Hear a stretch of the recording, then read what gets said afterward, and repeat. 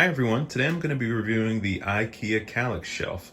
I have a couple of these shelves, and so I'm going to first show you the one that I have that has books inside of it, and just in case you're somebody that wants to collect vinyl records, I will show you another shelf that has vinyl records. The first thing I wanted to mention about these Ikea Kallax shelves is that they were very easy to put together.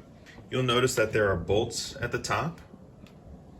And really all you needed to do was use an Allen wrench to be able to put this shelf together. This Ikea Kallax will come in different sections. You know, you'll have this top part here, which will end up connecting into this middle part.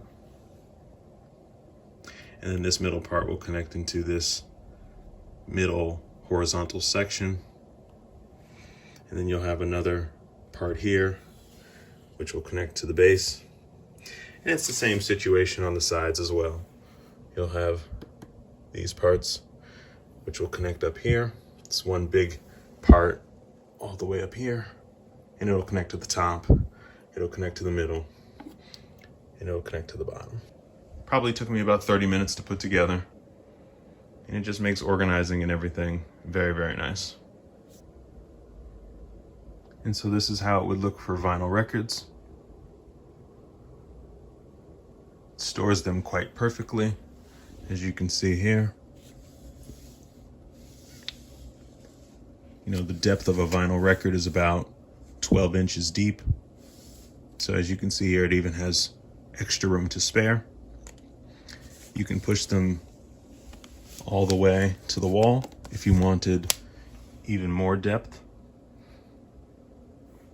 Or if you wanted them to be a little bit easier to access in your Ikea Kallax, just push it more towards the front, like that.